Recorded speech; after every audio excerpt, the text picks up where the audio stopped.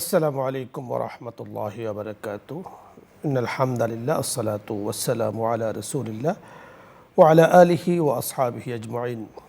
قال الله عز وجل في القرآن العظيم أعوذ بالله من الشيطان الرجيم بسم الله الرحمن الرحيم والخيل والبغال والحمير لتركبوها وزينة ويخلق ما لا تعلمون صدق الله مولانا العظيم وصدق رسوله النبي الكريم ونحن على ذلك من الشاهدين والشاكرين والحمد لله رب العالمين। সুপ্রিয় দর্শক মণ্ডলী, আপনাদের সকলকে স্বাগত জানিয়ে শুরু করতে যাচ্ছি আজকের এই সুন্দর আয়োজন। ইসলাম মানুষের কথা বলে, ইসলাম জমিনের সকলের কথাই বলে। আল্লাহ রাব্বুল কারীম মানুষকে সৃষ্টি করেছেন আল্লাহ পাকের ইবাদত করার জন্য। জগতের যত প্রাণী আছে, যত কিছু আছে, সকল কিছু মানুষের খেদমতের জন্য আল্লাহ তাআলা সৃষ্টি করেছেন।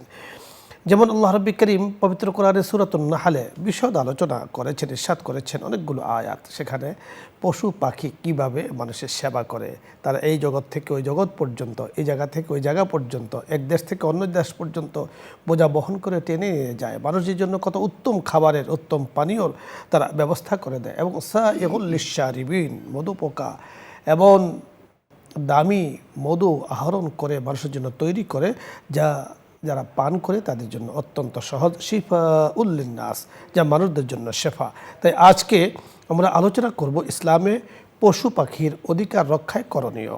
আলোচক হিসাবে আমাদের সাথে আছেন বিশিষ্ট ইসলামী চিন্তাবিদ, খ্যাতিমান আলিম দ্বীন শেখ মুফতি মোহাম্মদ হোসাইন, শেখুল হাদিস, জামিয়া ইসলামিয়া, মহাখালী, ঢাকা। সাথে আছে আমজাদ হোসেন হেলালি। আসসালামু আলাইকুম। ওয়ালাইকুম আসসালাম রাহমাতুল্লাহ। শেখ, কেমন আছেন আপনি? আলহামদুলিল্লাহ। আলহামদুলিল্লাহ, আল্লাহ তাআলা আপনাকে ভালো রেখেছেন, আমাদেরকে ভালো রেখেছেন। আপনার কাছে আজকে আমরা পশু পাখির অধিকার নিয়ে শুনবো, কারণ তারা এত খেদমত আমাদের করছে, আমরা তাদের কি করছি আপনার কাছে আমরা জানবো। মাশাআল্লাহ, আপনাকে অনেক ধন্যবাদ। অত্যন্ত একটা জরুরি এবং আনকমন বিষয়ের অবতারণা করার জন্য। এটা আমাদের খুবই একটা জরুরি বিষয়। আমরা পশু পাখি থেকে অনেক ধরনের উপকার পাই। আল্লাহ তাআলা কোরআনে পাকে বলেছেন, ওয়াল আনআমা খালাকাহা লাকুম, লাকুম মানে লিমানাফিকুম, তোমাদের উপকারের জন্য আল্লাহ তাআলা পশু পাখি সৃষ্টি করেছেন। এর দ্বারা আমাদের অনেক উপকার। কোরআনে আল্লাহ তাআলা নিজেই বলেছেন ওয়া মানাফি, বহুমুখী উপকার হয়। যেমন গরু দিয়ে হাল চাষ করতেছি, গরুর থেকে আমরা দুধ খাচ্ছি। উটকে বলা হয় মরুর জাহাজ, প্রচুর পরিমাণ, এক ট্রাক পরিমাণ মাল উট একাই টেনে নিয়ে যাচ্ছে। বকরির দুধ বিভিন্ন কাজে আসে, গোস্ত তো খাওয়াই যায়। এরকম আপনার মোরগ আছে, হাঁস আছে, অন্যান্য পশু পাখিগুলো, মহিষের দ্বারা আমরা দুধ খাই এবং হাল চাষ করি, ধান মারাই গরুর দ্বারা। এই সবগুলোই আমাদের অনেক উপকারের প্রাণী, কোনো সন্দেহ এতে নেই। আমাদের উপকারের জন্য আল্লাহ সুবহানাহু ওয়া তাআলা এগুলো সৃষ্টি করেছেন। কিন্তু আমাদেরও দায়িত্ব এর মধ্যে রয়েছে। তারা আমাদের উপকার দিবে, আমরাও তাদেরকে সেবা দেব। কাজ করাইতে করাইতে ওদেরকে একবারে পিঠের সঙ্গে পেট লাগিয়ে দিলাম, খাওয়া দাওয়া ঠিকমতো দিলাম না, টাইম মতো পানি দিলাম না। আল্লাহ তাআলা তাদেরকে বোবা বানাইছেন। এদেরকে বলা হয় আল্লাহ আজামা, বোবা জাতি, বোবা প্রাণী। আল্লাহ বোবা বানাইছেন, এদেরকে বাকশক্তি দেন নাই, আমাদের বোঝার মতো বাকশক্তি আল্লাহ এদেরকে দেন নাই। এটাও আল্লাহ তাআলার বিরাট নেয়ামত। এরা যদি বাকশক্তি পেত তো আমাদের অনেক ক্ষতি হতো, অনেক অনিষ্ট হতো। কারণ তারা অনেক কিছুই দেখে প্রকাশ করে দিতেন। তো পৃথিবীতে মানুষের বসবাসটাও নিহায়ত কষ্টকর হয়ে যেত। তো আল্লাহ সুবহানাহু ওয়া তাআলা তাদেরকে বোবা বানিয়েছেন, বাকশক্তিবিহীন বানিয়েছেন, যার কারণে তারা নিজের প্রয়োজনটা প্রকাশ করতে পারে না। আমরা যারা এগুলোকে লালন পালন করি, আমাদের প্রয়োজন যে ওদের কখন পেটে অসুখ হলো লক্ষ্য রাখা, কখন কাজ বেশি হচ্ছে, কখন ওদের ঘুম হচ্ছে না, কখন পায়ে আঘাত হলো, এই জাতীয় জিনিসগুলোর প্রতি লক্ষ্য রাখা এবং সেবা নেওয়া, দেওয়া এবং চিকিৎসা দেওয়া, এটা আমাদের কর্তব্য। রাসূল পাক সাল্লাল্লাহু আলাইহি ওয়াসাল্লামের অনেকগুলো হাদিস দ্বারা আমরা এই জাতীয় প্রমাণ পাই। আপনি অবশ্যই জানেন, হাদিসের খেদমতের সঙ্গে আপনি দীর্ঘদিন থেকে জড়িত। কুকুরের বাচ্চাকে পানি পান করিয়েছিলেন। বুখারী শরীফে এটা আছে, কোনো রেওয়ায়েতে আছে একজন মহিলা, আরেক রেওয়ায়েতে বুখারী শরীফে আছে একজন পুরুষ গর্তের ভিতরে নেমে কুকুরের বাচ্চাকে পানি পান করালেন। এই যে একটা বোবা জাতি, একটা পশু কুকুর, যেটা আমাদের সিকিউরিটির কাজ করে, যেটা আমাদের পাহারার কাজ করে, যেটা আমাদের বাড়ির পাশের আবর্জনাগুলোকে খেয়ে ফেলে পরিবেশকে ভালো রাখে, এই কুকুরের সেবা করার কারণে আল্লাহ তাআলা ওই লোকের জিন্দেগির গুনাহগুলো মাফ করে তাকে জান্নাতবাসী করার ঘোষণা দিয়েছেন। বিড়ালের ব্যাপারটা আপনি অবশ্যই জানেন। রাসূলুল্লাহ সাল্লাল্লাহু আলাইহি ওয়াসাল্লাম যখন মেরাজে গেলেন, ওনাকে জান্নাত ভ্রমণে নেওয়া হলো, তিনি সেখানে গিয়ে একজনকে দেখলেন প্রচণ্ডভাবে আঘাত করতেছে বিড়াল। জিজ্ঞেস করলেন হযরত জিবরিল আলাইহিস সালামকে, ইয়া আখি জিবরিল মা হাজা, এ কী কাণ্ড? একটা বিড়াল মানুষকে এইভাবে আঁচড়াইয়া রক্ত ছিটছিট করে বের হচ্ছে, এত প্রচণ্ড আঘাত এবং ক্রোধের সহিত এই আক্রমণটা। হযরত জিবরিল বললেন, এই বিড়ালের বাচ্চাটাকে ইনি বেঁধে রাখতেন, ওয়ালা তুতিইনহা, খাবার দিতেন না, তাকে ছেড়েও দিতেন না, খাবারও দিতেন না, বেঁধে রাখতেন, হাত্তা মাতাত জুআন, ক্ষুধার কারণে বিড়ালের বাচ্চাটি মরে গিয়েছে। আল্লাহ আপনাকে দেখানোর জন্য, আজকে জাহান্নামে ভ্রমণে আসার পর আপনাকে দেখানোর জন্য আল্লাহ এই দৃশ্যের অবতারণা করলেন যে পশু পাখির প্রতি নির্দয়তা বা নিষ্ঠুরতার কারণে আল্লাহ এমন কঠিন শাস্তি মানুষকে দিবেন, এটা আপনাকে দেখাইলেন। তো পশু পাখির প্রতি দয়া করা এবং নির্দয় ভাব পরিহার করা, এটা যেমন একটা দায়িত্ব। দ্বিতীয় দায়িত্ব হলো পশু পাখির শরীরের যত্ন নেওয়া, তাদের থেকে আমরা যে কাজ নেব, কাজ নেওয়ার পরিপ্রেক্ষিতে তার ঘাটতি পূরণের জন্য চেষ্টা করা। গাভীর থেকে দুধ নিচ্ছি, 2 কেজি 4 কেজি 6 কেজি দুধ নিলাম, বাছুরের জন্য কোনো দুধই আমরা রাখলাম না, তো বেচারা বাছুরটাও তো বাঁচতে হবে, তারও তো একটা হক আছে। আপনি বড় চমৎকার বলছিলেন। দর্শক মণ্ডলী, আজকে আমরা আলোচনা শুনছিলাম মুফতি মোহাম্মদ হোসাইন দামাত বারাকাতুহুম। তিনি অত্যন্ত চমৎকারভাবে আমাদেরকে বোঝাতে চেয়েছেন যে আল্লাহ রাব্বুল কারীম পশু পাখিগুলোকে সৃষ্টি করেছেন মানবের সেবার জন্য। যেমন এক জায়গাতে আল্লাহ তাআলা বলে দিয়েছেন, ওয়ালাকুম ফিহা জামালুন হিনা তুরিহুনা ওয়া হিনা তাসরাহুন। এই পশু পাখিগুলো সকালে খালি পেটে যায় চারণভূমিতে, বিকেলবেলায় এগুলো পেট ভরে দুগ্ধস্তন ভর্তি করে মানুষের সেবার জন্য সেখান থেকে খাবার নিয়ে আসে, সেখান থেকে পানীয় নিয়ে আসে, মানুষের সেবা করছে। এবং আল্লাহ তাআলা অপর আয়াতে বলেছেন, ওয়া তাহমিলু আসকালাকুম ইলা বালাদিন লাম তাকুনু বালিগিহি ইল্লা বিশিক্কিল আনফুস। আল্লাহ রাব্বুল কারীম বড় চমৎকার বলেছেন যে এই যে পশু পাখিগুলো যে কত কষ্ট করে এক জায়গা থেকে অপর জায়গাতে, এমন জায়গাতে বোঝা বহন করে নিয়ে যায় যেখানে আমাদের পক্ষে সহজে সম্ভব নয়, কঠিন কষ্টসাধ্য ব্যাপার। পাহাড়ের উপর থেকে নিচে, নিচ থেকে উপর পর্যন্ত এরা বোঝা বহন করে মানুষের সেবা করে খেদমত করছে। তো এদের অধিকার নিঃসন্দেহে রক্ষা করতে হবে। রাসূল আকরাম সাল্লাল্লাহু আলাইহি ওয়াসাল্লামের কাছে শিকায়েত করেছে এক হরিণে যে তার খাবারের সমস্যা ছিল। রাসূল বুঝতেন, তাদের ভাষা বুঝতেন, কথা বুঝতেন। রাসূল সাল্লাল্লাহু আলাইহি ওয়াসাল্লাম মালিককে ডেকে বলেছেন, তুমি তার খাবার যথাযথভাবে দাও। এখান থেকে যে বিষয়গুলো আমাদের শিক্ষার বিষয়, জানার বিষয়, বোঝার বিষয়, আমলের বিষয়, যে নিষ্প্রয়োজনে, বিনা প্রয়োজনে, প্রয়োজন ছাড়া কোনো পশু পাখিকে কষ্ট দেওয়া, কোনো প্রাণীকে কষ্ট দেওয়া জায়েজ নেই, কোনোভাবেই জায়েজ নেই। বলা হয়েছে যে জানোয়ারে মৌজি কষ্টদায়ক জানোয়ার, যেগুলো সাপ বিচ্ছু, এগুলোর ব্যাপারে বলা হয়েছে তোমাকে যদি ক্ষতি না করে তুমি তার ক্ষতি করতে যেও না, সে যদি আমাকে আক্রমণ না করে আমি তাকে আক্রমণ করব না। তাহলে ভারসাম্য রক্ষা হবে। একটি দেশ, একটি সমাজ, একটি রাষ্ট্র, জমিন, অনেক কিছু মিলিয়ে কিন্তু জমিনে সকল কিছু ঠিক থাকে। আর সকল কিছুর উপকারটা কিন্তু মানুষ ভোগ করে, গাছপালা, তরুলতা, পশু পাখি, সকল কিছু মিলিয়ে তার ভারসাম্যতা রক্ষা হয়। দর্শক মণ্ডলী, এই জন্য আমরা যে যে পর্যায়ে আছি, মানুষ মানুষের সেবা করব, ঠিক যারা আমাদের সেবা করছে তাদেরও পর্যাপ্ত পরিমাণে তাদের হাজত পূরণ করব আল্লাহ রাব্বুল কারীমের রেজা সন্তুষ্টি পাওয়ার জন্য। দর্শক মণ্ডলী, আলোচ্য বিষয় নিয়ে আরও কিছু যদি আপনাদের বুঝার থাকে অথবা ইসলামের কোনো মাসলা জানার প্রয়োজন হয়, আপনি চাইলে প্রশ্ন করুন, আমরা চেষ্টা করব কথা বলার জন্য। প্রথমে জেনে আছেন, আসসালামু আলাইকুম। দর্শক পরিচয় বলে প্রশ্ন করুন। ওয়ালাইকুম আসসালাম ওয়া রাহমাতুল্লাহ।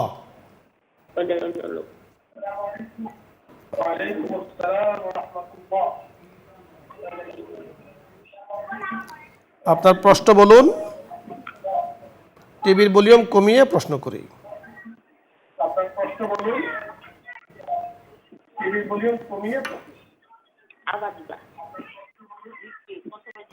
পরের দর্শক জি, আসসালামু আলাইকুম ওয়া রাহমাতুল্লাহ। দর্শক শুনতে পেয়েছেন? প্রশ্ন বলুন।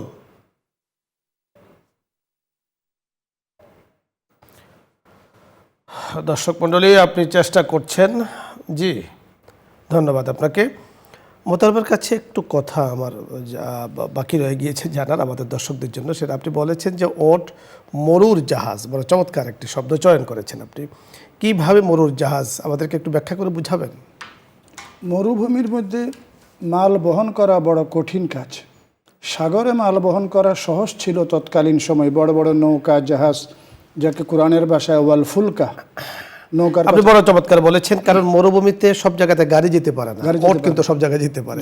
সত্যি সুন্দর বলেছেন। জি দর্শক, আসসালামু আলাইকুম ওয়া রাহমাতুল্লাহ।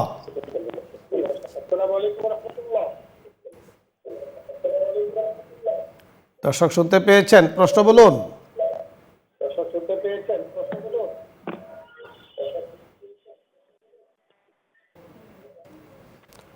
সম্ভবত দর্শক আপনি কানেকশন পাচ্ছেন না। এর পরের দর্শক, আসসালামু আলাইকুম।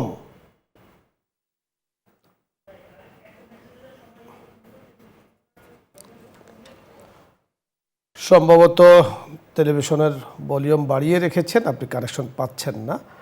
ইনশাআল্লাহ আপনি প্রস্তুতি নেন, আমরা আপনার কাছে আসবো। তো আপনি যে কথাটি শায়েখ আপনি বলতেছিলেন যে মরুভূমিতে সব জায়গাতে গাড়ি বা যানবাহন যেতে পারে না, কিন্তু ওর সব জায়গাতে যেতে পারে, কণ্ঠকাকীর্ণ পথ হোক অথবা উঁচু নিচু পথ। আল্লাহ তাআলা কুদরতিভাবে ওটকে সেই সক্ষমতা দিয়ে বানিয়েছেন। বলেছেন আফালা ইয়ানজুরুনা ইলাল ইবিলি কাইফা খুলিকাত। ওটের যে গঠন, ওটের যে সৃষ্টিগত অবস্থা, তোমরা কি সেদিকে লক্ষ্য করো না? মরুভূমিতে অতিরিক্ত রৌদ্রের কারণে চোখ নষ্ট হয়ে যায়। আল্লাহ ওটের চোখের মধ্যে দুইটা পাওয়ার আপনি আল্লাহ তাআলা দিয়েছেন। সুন্দর বলেছেন। জি আসসালামু আলাইকুম। দর্শক কানেকশন পেয়েছেন? প্রশ্ন বলুন। ওয়ালাইকুম আসসালাম। জি আসসালামু আলাইকুম। ওয়ালাইকুম আসসালাম ওয়া রাহমাতুল্লাহ। জি আমি ব্যাংকিং বিষয়ে একটা কোশ্চেন করতে যাচ্ছি, করা যাবে কি? জি বলুন। ইদানিংকালে জাইকা এবং বিভিন্ন রাষ্ট্রের কিছু ব্যাংকে ঋণ দিয়ে থাকে, যে ঋণটাকে বলা হয় ইনফ্রাস্ট্রাকচারাল লোন, এবং সেটার এগেনিস্টে বিভিন্ন ব্যাংক এবং আর্থিক প্রতিষ্ঠান সেটা আমাদের মতো যারা ব্যবসা করি সেসব কোম্পানিকে দিয়ে থাকে, এবং বলা হয় যে এটার বিনিময় হচ্ছে ইনফ্রাস্ট্রাকচার ডেভেলপমেন্ট করবে, যেখানে ইসলামী ব্যাংকগুলো ঠিক একই ফর্মুলাই লোন দিয়ে থাকে যে যদি কোনো কিছু প্রকিউরমেন্ট করে সেটা সরাসরি প্রকিউরমেন্ট যেখান থেকে করবে সেখানেই তারা পরিশোধ করবে। ঠিক একই অবস্থায় যদি জাইকা অথবা অন্য জায়গা থেকে সেই লোন নেওয়া হয়, সেটা ইসলামিক দৃষ্টিতে কিরকম হবে, একটু ব্যাখ্যা করবেন প্লিজ। জি ধন্যবাদ, আমরা বুঝতে পেরেছি। পরের দর্শক, জি আসসালামু আলাইকুম ওয়া রাহমাতুল্লাহ। ওয়ালাইকুম আসসালাম। আসসালামু আলাইকুম হুজুর। জি ওয়ালাইকুম আসসালাম ওয়া রাহমাতুল্লাহ। হুজুর আমার একটা প্রশ্ন। বলুন। কোনো কারণে যদি সকালের নামাজ ছুটে যায়, তাহলে দুপুরের নামাজ পড়ার আগে আমি কি ওই নামাজটা, ফজরের নামাজ কি পড়তে পারবো? জি ধন্যবাদ। জি একটু জানাবেন হুজুর। জানাবো ইনশাআল্লাহ। পরের দর্শক, আসসালামু আলাইকুম। পরের দর্শক, আসসালামু আলাইকুম। আসসালামু আলাইকুম হুজুর। জি ওয়ালাইকুম আসসালাম। আসসালামু আলাইকুম হুজুর। জি আমরা বুঝতে পেরেছি, সালাম নিয়েছি। প্রশ্ন বলুন। আসসালামু আলাইকুম হুজুর। টিভির ভলিউম কমিয়ে কথা বলুন। হুজুর জি বলুন। হুজুর আমার দুটি প্রশ্ন। হুজুর আমার দুটি প্রশ্ন। একটা হলো হুজুর, মধ্যবর্তী নামাজ কাকে বলে? এই সময় নাকি ইবাদত করলে খুব কাজে হয়। জি। আর 2 নম্বর প্রশ্ন হলো হুজুর, আমার স্বামী মারা গেছে 7 বছর। ধন্যবাদ। পরের দর্শক, আসসালামু আলাইকুম। ওয়ালাইকুম আসসালাম ওয়া রাহমাতুল্লাহ। আসসালামু আলাইকুম। জি জি ওয়ালাইকুম আসসালাম। আপনি প্রশ্ন করুন। আমার একটা প্রশ্ন। জি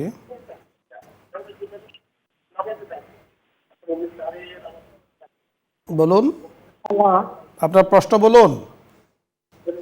আমার একটা প্রশ্ন আছে।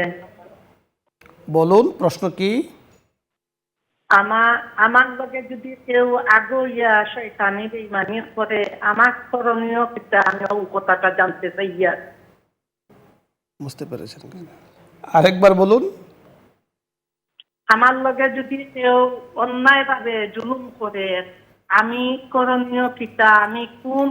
জি আমরা বুঝতে পেরেছি, আপনি শুনতে থাকুন। আমরা আপনার প্রশ্নের উত্তর নিয়ে আমরা আলোচনা শুরু করব। দর্শক মণ্ডলী, অনেকগুলো প্রশ্ন এসছে, অনেকে চেষ্টা করেছেন। প্রথম যে প্রশ্নটি করেছেন, প্রথম ব্যাংকের আমরা আসবো।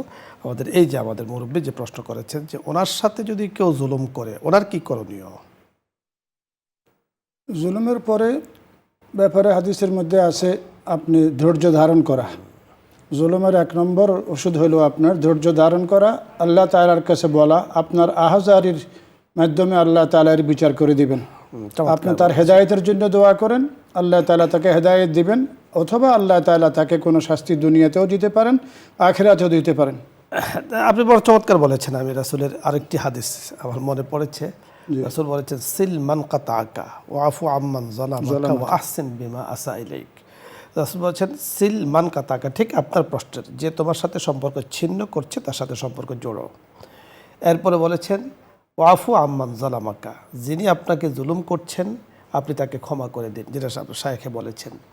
এরপরে তৃতীয় অংশ, ও আহসিন বিমা আসা ইলাইক, যিনি আপনাকে ক্ষতি করছে আপনি তাকে দান করুন, আপনি তাকে হাদিয়া দিন, তার হেদায়েতের জন্য দোয়া করুন। আপনি আপনার এই কর্মের কারণে যদি তার কপালে হেদায়েত থাকে তাহলে হেদায়েত হয়ে যাবে, পরিবর্তন হয়ে যাবে। আর যদি হেদায়েত না থাকে, পরিবর্তন না থাকে, আল্লাহ রাব্বুল আলামিন ফয়সালা করবেন। কারণ সবসময় মনে রাখতে হবে আহকামুল হাকিমিন রাব্বুল আলামিন আছেন। জুলুমকারী মনে করছে অনেক কিছু করে ফেলছে, আসলে কিছুই করে না, সে নিজেরই ক্ষতি করছে।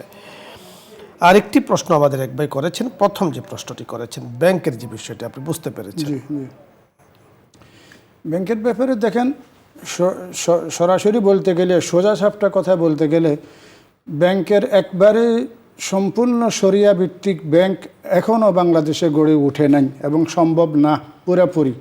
তবে হক্কানি ওলামাই কেরামদেরকে দিয়ে, ওলামাই কেরামের সাজেশে এবং ওলামাই কেরামের পরামর্শে শরিয়া বোর্ড গঠন করে যে ব্যাংকগুলো চেষ্টা করতেছে ওনারা ইসলামী তরিকায় লেনদেন করার জন্য, কার্যক্রম পরিচালনা করার জন্য, তো ওলামাই কেরাম আমাদের বাংলাদেশের এবং পাকিস্তানের, ইন্ডিয়ার, সৌদি আরবের সব আলেমদের একমত যে এই ব্যাংকের সঙ্গে লেনদেন করা এবং এই ব্যাংকের থেকে আপনার ব্যাংকের সাথে কার্যক্রম করা এটা বৈধ। আপনি যথার্থ বলেছেন। অর্থাৎ ইসলামিক পদ্ধতিতে যদি কেউ দাবি করে থাকে বর্তমান জামানাতে যে আমি ইসলামিক পদ্ধতিতে আমি চেষ্টা করছি বা 100% আমি লেনদেন করছি, আর আপনার যদি তারতে আস্থা হয়, আমরা যে কথাটা বলে থাকি এখানে, আপনি তাদের সাথে কথাবার্তার পরে, আলোচনা পর্যালোচনার পরে, তাহকিকের পরে আপনার যদি আস্থা হয় যে না ওনারা চলছে বা চালাচ্ছেন ইসলামিক, তাহলে আপনি লেনদেন করতে পারেন, এতে কোনো সমস্যা নেই।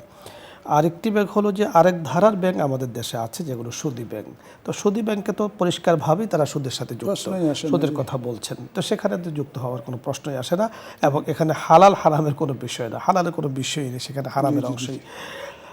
আরেকটি প্রশ্ন আরেকজনে করেছেন যে সকালে ফজরের নামাজ পড়তে পারেননি, জোহরের আগে তিনি ফজরের নামাজটা পড়ে নেবেন। এটাই টাইম, হ্যাঁ, ফজরের উপযুক্ত টাইম, হ্যাঁ উপযুক্ত টাইম, আপনি তখন পড়ে নেবেন। তবে এর পরে যাতে না যায় কখনো, আপনি বিলম্ব করবেন এটা কিন্তু উচিত নয়। নিয়ম হলো যখনই আপনি ঘুম, রাসূল সাল্লাল্লাহু আলাইহি ওয়াসাল্লাম বলেছেন সময় মতো উঠতে পারেননি, যখন আপনি উঠেছেন কোনো কাজ বাদ দিয়ে, কোনো কাজ না করে আগে নামাজটা পড়ে নেবেন। তাও যদি আপনি পড়তে না পারেন তাহলে জোহরের আগে আপনি পড়ে নেবেন। কিন্তু জোহরের পরে গেলে আবার আপনি ঝামেলা পড়ে যাবেন, অনেকগুলো মাসআলার এখানে বিষয় আছে। আরেকটি প্রশ্ন করেছেন আরেকজন যে মধ্যবর্তী নামাজ বলতে আসলে কোন নামাজ বলা হয়? সালাতুদ দুহা।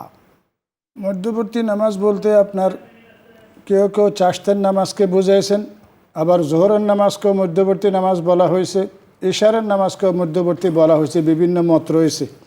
তো আমরা ধরেন এসবের মধ্যে মধ্যবর্তী নামাজ, দিনের মধ্যম ভাগের নামাজ হইলে জোহরের নামাজ, আর যদি রাতের মধ্যভাগের নামাজ বলেন তাহলে ইশারের নামাজ, যেটা এটা দেরি করে পড়ার বিধান ছিল। জি শেখ, আসলে মূলত 5 ওয়াক্ত নামাজ তো আপনাকে পড়তেই হবে, এখানে কোনো ছাড় নেই। আপনি যে নামাজটি আসলে জানতে চেয়েছেন যে নফল নামাজের ফজিলতের কথা বলা হয়েছে, নফল নামাজ তাহলে সালাতুদ দুহা, অর্থাৎ চাশতের বা সালাতুদ দুহা 11টায় বা আরও আগেই পড়তে হয়। এটাকে এরপরে সূর্য ওঠা হেলার সময় এই নামাজটি পড়া যায় না। 5 ওয়াক্ত নামাজ তো এখানে কোনো ছাড় নেই। আপনার ফজিলত বুঝে আসুক তাও পড়তে হবে, না আসলেও পড়তে হবে, এখানে কোনো ছাড়, আল্লাহ পাকের হুকুম সাল্লু। আর নফল নামাজ, তাহাজ্জুদের নামাজ বলুন, সালাতুদ দুহা বলুন, ফজিলতের দিক থেকে নামাজগুলো পড়তে হয়। এগুলো ফরজের কোনো জায়গাতে ঘাটতি যদি হয়ে যায় তাহলে সেগুলো মেকআপ হয়। জি সাহেব, ধন্যবাদ আপনাকে। দর্শক মণ্ডলী, আপনাদের সকলকে ধন্যবাদ জানাচ্ছি। আরেকটি প্রশ্ন আমাদের এক মা করেছেন, আপনার স্বামী ইন্তেকাল করেছেন, আমরা দোয়া করছি আল্লাহ তাআলা ওনাকে রহমত দ্বারা ভরপুর করেন। এবং ওনার আত্মীয় স্বজন যারা আছেন তাদের উচিত ওনার জন্য বেশি করে দোয়া করা। আপনাদের সকলকে ধন্যবাদ জানাচ্ছি। আজকের যে বিষয় নিয়ে আমরা আলোচনা করছি, আমরা প্রত্যেকের পর্যায় থেকে নিয়ে আমরা এমন পন্থা অবলম্বন করব, মানুষের উপরে জুলুম করব না। ঠিক যারা প্রাণী আল্লাহ পাকের সৃষ্টি, আল্লাহ পাকের সৃষ্টি তো সে। অনেক মা আমাদেরকে প্রশ্ন করে থাকেন যে ঘরের মধ্যে যদি প্রতিবন্ধী অথবা এই ধরনের বাচ্চা থাকে তো তারা অনেক সময় জুলুমের শিকার হয় বিভিন্ন কারণে। এটা একদম অনুচিত। ইউরযাকুকুম বিদুআফাইকুম, রাসূল আকরাম সাল্লাল্লাহু আলাইহি ওয়াসাল্লাম বলেছেন তোমাদেরকে রিজিক দেওয়া হয় ওদের মাধ্যমে, ওদের উসিলায়। এজন্য যারা এই কাজটি করছেন, যেহেতু বলতে পারছেন না, নির্যাতনের শিকার হচ্ছে, মারাত্মক ক্ষতির কারণ আপনি করছেন। আল্লাহ রাব্বুল কারীম আমাদেরকে আপনাদেরকে সকলকে বুঝার তৌফিক দান করুন, আমিন ইয়া রাব্বাল আলামিন। এখন দোয়া হচ্ছে, দরুদ ইস্তিগফার পাঠ করি। আল্লাহুম্মা সাল্লি আলা সাইয়্যিদিনা ওয়া নাবিয়্যিনা ওয়া শাফিঈনা ওয়া হাবিবিনা ওয়া মাওলানা মুহাম্মদ সাল্লাল্লাহু আলাইহি ওয়া আলা আলিহি ওয়া আসহাবিহি ওয়া বারিক ওয়া সাল্লিম।